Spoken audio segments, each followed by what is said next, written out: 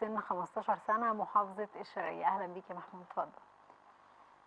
أعوذ بالله من الشيطان الرجيم. بسم الله الرحمن الرحيم. إن للمتقين مفازا، حدائق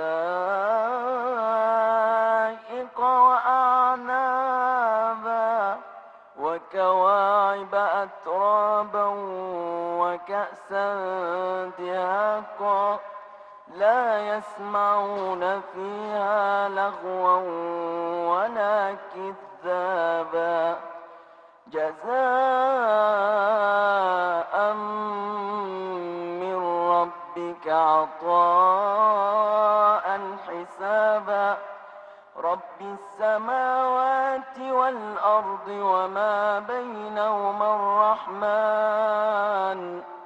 رب السماوات والأرض وما بينهما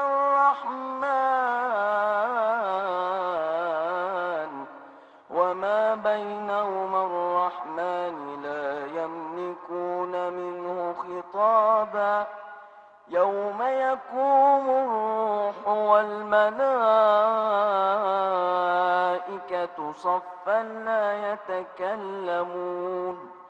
لا يتكلمون إلا من أذن له الرحمن وقال صوابا. ذلك اليوم الحق، فمن شاء اتخذ إلى ربه مآبا. إنا أنذرناكم عذابا قريبا، يوم ينظر المرء ما قدمت يداه، ويقول الكافر يا ليتني كنت ترابا. صدق الله العظيم. شكرا. الله عليك شكرا يا أشرف. محمود ناصر. ازيك؟ عامل ايه يا حبيبي؟ انت في سنة ايه؟ تانية سنة إن شاء الله. تانية سنة وازهري؟ إن شاء الله. طيب حبيبي بالتوفيق.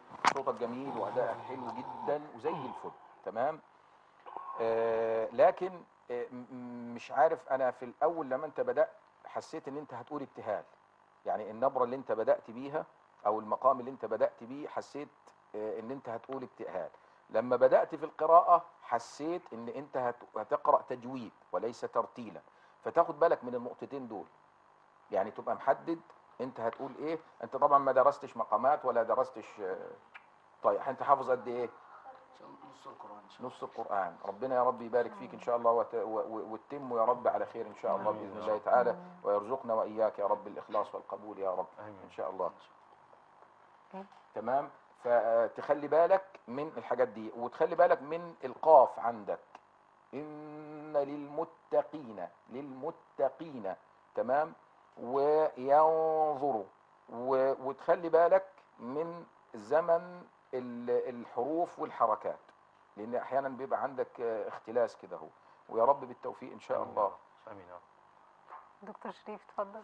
محمود ابني الحبيب، طبعا انا عايز اوجه للمشاهدين فكرة المسابقة. احنا مش مسابقة محترفين، احنا مسابقة مجتهدين وموهوبين. فطبعا مستوى اللي بيجي لنا ما بين الناس الثقيله المحترفه المدققه وما بين الناس المبتدئه. هي الفكره ان احنا مش محددين بالضبط. يعني، ما احنا ما حددناش ده تميز علشان احنا عايزين نفيد الناس، مش يعني لا احنا عاملين الهدف مثلا ربحي ولا يعني ما فيش اي اهداف، فما اخترناش فئه معينه بسببها هيبقى ده اللي احنا عايزينه. لا احنا عايزين الناس كلها تشترك. وكنت مبسوطه جدا بالصغيرين وبالكبار واللي حضرتك زي ما حضرتك بتقول كده بالمحترفين، الناس اللي هي القراء اصلا اللي جت وشاركت معانا. يعني بجد كنت سعيده ان هم كانوا قدوه للناس، انه حتى لو هو مش محتاج المسابقه او مش محتاج مثلا ان هو ياخد لقب او حاجه زي كده، قد ما هو كان قدوه للناس اللي هي شافته وسمعته. فانا كنت مبسوطه بيهم جدا. فنفس الكلام.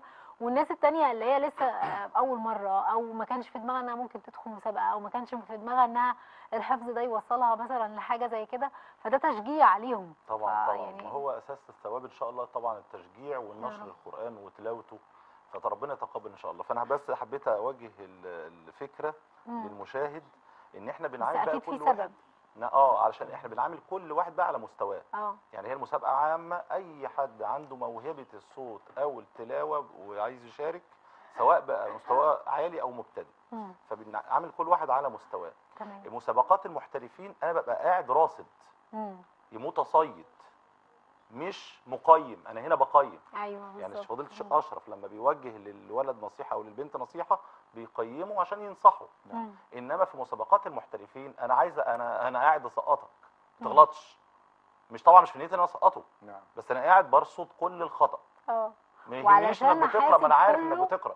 واخد بالك يا وعشان فندم؟ كمان هناك هحاسب كل الناس، فلازم هبقى يعني بص يا ابقى فندم، برضو هي قارنت كلجنه ما بينهم تحكيم كويس. اللي جاي خاتم مثلا ومحترف، جاهز. فانا مش منتظر ان اصلا ان انا اسمع منك موهبه، ما انا مم. عارف انت قارئ ومحترف وصوتك وخاتم، كويس صوتك وكل حاجه، انت وعارف المقامات وعارف فانا قاعد بقى منتظر منك ايه الاخطاء. ففرق كبير بين مسابقتنا وبين مسابقات المحترفين ده.